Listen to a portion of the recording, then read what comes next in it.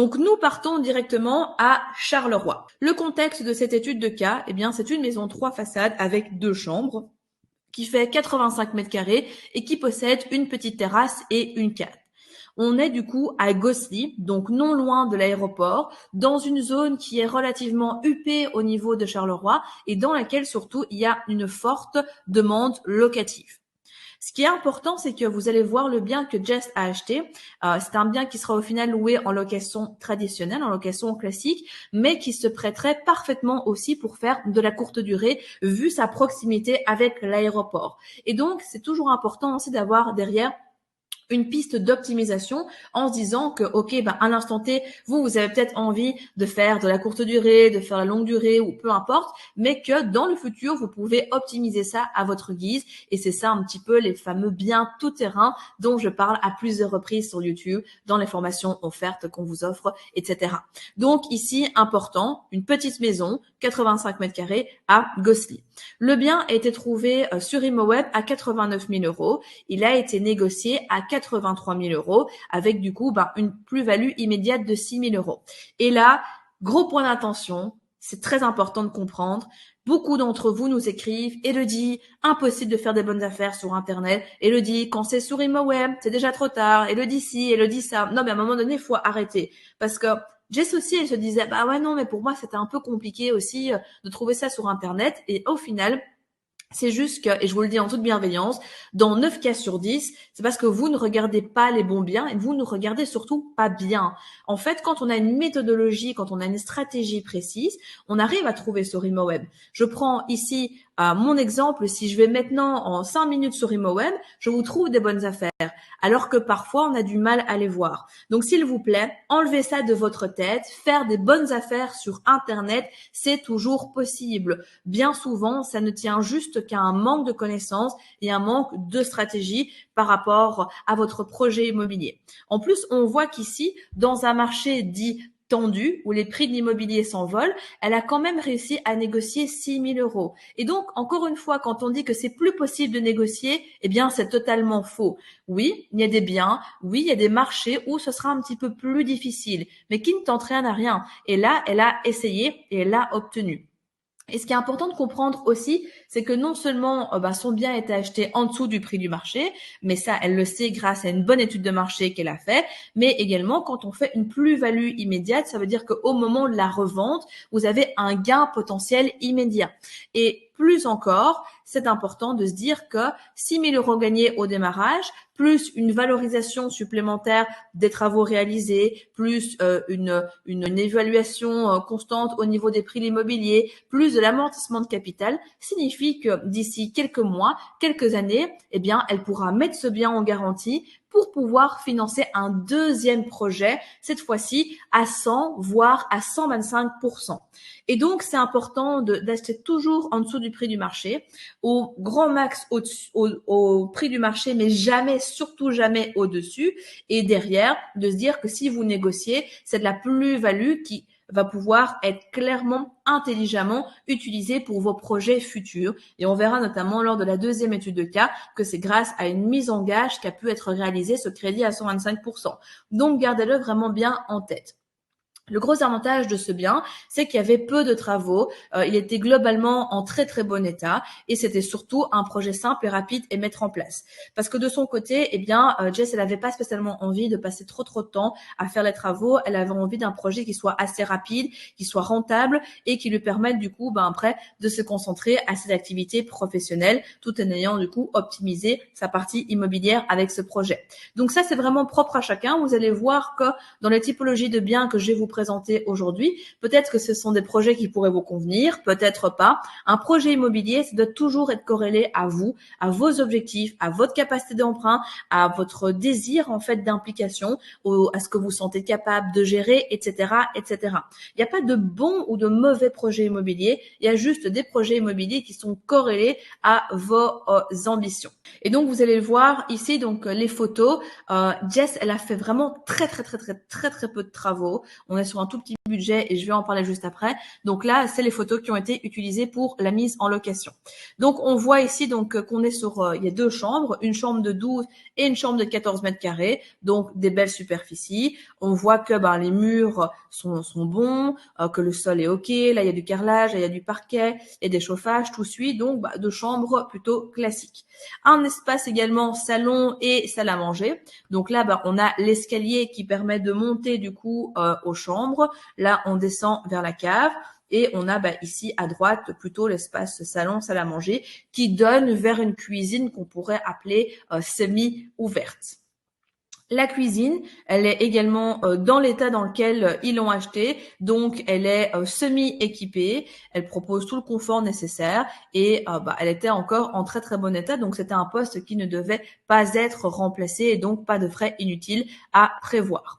Également, je vous le disais, une petite terrasse. Alors, c'est une petite, mais pour le coup, elle a au moins le mérite d'exister et il n'y a rien à faire. Un espace extérieur, c'est toujours ça de prix. L'avantage, c'est que quand on a une terrasse de ce type, il n'y a pas beaucoup d'entretien et on sait que parfois, avoir des jardins pour des locataires, ça peut être source de conflits potentiels. Donc là, au moins, on sait que, ok, on coupe un petit peu les herbes qui poussent, on a les graviers et on est relativement tranquille avec ça.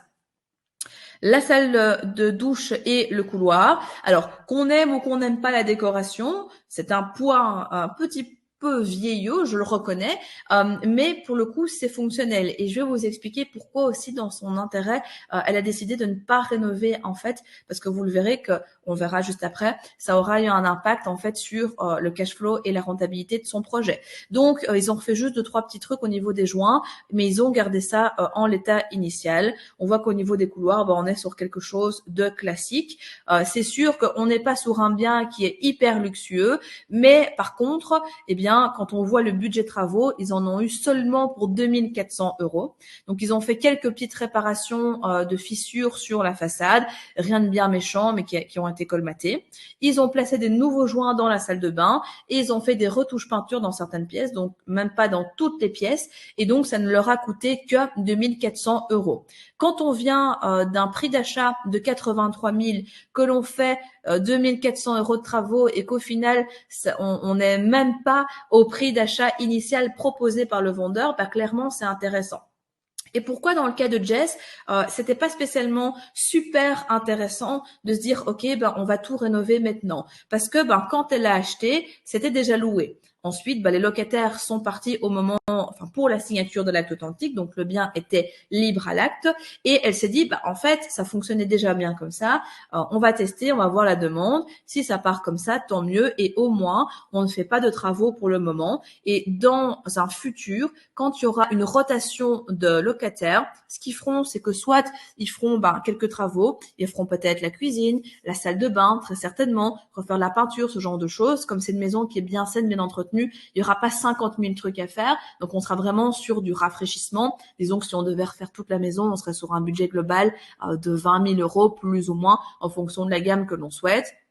Soit ils pourront à ce moment-là injecter du cash dedans, soit ils feront du coup un crédit travaux ou ils feront en fait ce qu'on appelle une reprise d'encours. Une reprise d'encours, c'est quoi?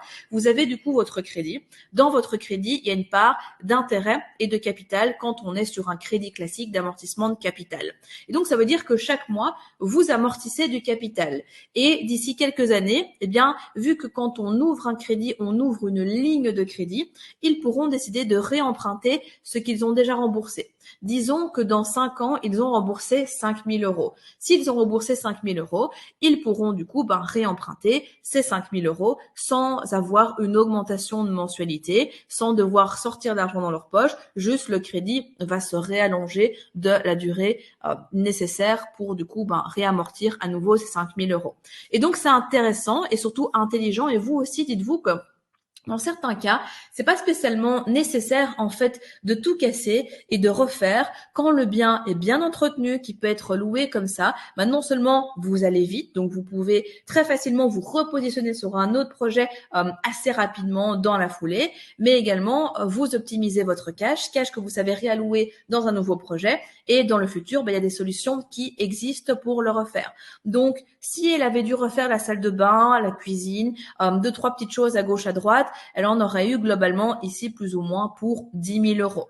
Et 10 000 euros, forcément, ça aurait fait augmenter la mensualité de crédit. Mais vous allez voir qu'au niveau du budget de location, enfin du loyer qu'ils demandent, ils sont quand même relativement bien. Et le loyer, lui, n'aurait pas sensiblement augmenté de 100 euros. Donc à un moment donné, il faut aussi faire le ratio entre ce qu'on pourrait appeler la rentabilité des travaux, puisque si c'est pour injecter 10 000 euros et de récupérer chaque mois 10 euros, au final, la rentabilité qu'on en a derrière n'est pas spécialement intéressante, et donc il faut mieux allouer son cash pour faire d'autres choses qui rapportent plus, comme le fait de se positionner sur un autre projet. Donc, au niveau du financement, qu'est-ce que Jess a obtenu? Elle a obtenu un crédit à 80% de quotité en 20 ans chez Keytrade. Pourquoi elle s'est positionnée sur Keytrade? Il y a eu plusieurs négociations. Donc, à un moment donné, il a été question de faire un crédit bullet chez Nagelmakers. Alors, un crédit bullet, c'est quoi? C'est un crédit dans lequel vous n'amortissez pas de capital, vous remboursez que des intérêts. Et donc, à la fin de la durée de votre crédit, vous devez solder l'entièreté du capital. On va prendre un exemple. Si Jess fait un crédit en amortissement constant de 100 000 euros, chaque mois, elle rembourse de l'intérêt, des intérêts et du capital. À la fin de ses 20 ans, elle doit plus rien, elle est 100% propriétaire. Le crédit bullet, c'est l'inverse. Vous ne payez que les intérêts pendant les 20 ans. On prend l'exemple, mais généralement, les crédits bullet, c'est entre 10 et 15 ans. Donc, on va dire sur 15. Donc, vous payez pendant 15 ans que des intérêts, mais par contre, à la 15e année, il faudra solder 100 000 euros. Ben oui, parce que vous n'avez pas amorti de capital. Donc, c'est intéressant pour se créer une machine à cash. Par contre, derrière, vous ne capitalisez pas. Et la capitalisation, elle est quand même assez intéressante puisque c'est elle qui va vous permettre aussi non seulement de vous maintenir en sécurité. Plus on capitalise, plus on s'enrichit, plus on devient propriétaire chaque jour. Et la capitalisation peut servir aussi pour derrière, après, mettre des biens en garantie, se faire financer avec des quotités plus intéressantes, etc. Donc, clairement, ça a du sens. Vous avez aussi, du coup, un mix, tant qu'on y est, parlons crédit, qui s'appelle le crédit Light Home. C'est-à-dire que c'est un crédit qui est une part avec de l'amortissement de capital et une part d'intérêt qui est plus élevée. Par exemple, on aura 50% de votre mensualité en amortissement de capital et 50%, on va dire, en crédit bullet, donc en intérêt. L'avantage, c'est que c'est des crédits qui peuvent aller plus long dans la durée, ils peuvent aller jusqu'à 25 ans. Vous capitalisez quand même et à la fin, si on reprend notre exemple, si vous faites un Light Home à 50-50 et que vous avez contracté un crédit à 100 000, dans 25 ans, il ne faudra plus que solder 50 000. C'est tout de suite plus accessible que 100 000. Vous pouvez faire le même montage en 70-30, 70% d'amortissement, 30% de crédit bullet et donc à la fin des 25 ans, dans notre exemple, ne soldez plus que 30 000 euros. 30 000 euros, si on met un petit peu de côté chaque mois, c'est facile à réaliser. Et donc, ce que je veux juste vous dire comme petite parenthèse ici avec les crédits, c'est qu'en fait, il existe plusieurs vecteurs d'optimisation. En général, on parle souvent du crédit classique à amortissement constant et on va juste parler de taux fixe ou de taux variable. Et si vous allez chez votre banquier, il y a globalement que ça qui va ressortir. Peut-être de temps à autre le crédit bullet et encore, c'est pas vraiment sûr. Et donc, c'est intéressant de se dire que le financement aussi est un vecteur d'optimisation de bonnes affaires. Et clairement, si dans le cas de Jess, elle avait fait un crédit bullet, vous verriez qu'elle aurait gagné beaucoup plus en termes de cash flow. Par contre, ici, elle est sur un crédit à amortissement classique. Et donc, c'est intéressant. Elle a un très chouette cash flow, surtout pour le montant investi, le temps passé. Vous le verrez en bout de course. Du coup, la durée globale du projet, c'est très intéressant. Mais elle aurait pu le faire autrement, ou elle aurait pu contracter un Light Home. Donc, sachez qu'il est toujours possible d'optimiser cette partie-là et que ça aura un impact considérable sur la suite. Elle a décidé de le prendre en 20 ans, mais elle aurait très bien pu le prendre en 25 ans. En général, on conseille quand même, dans la mesure du possible, de prendre des crédits en 25 ans.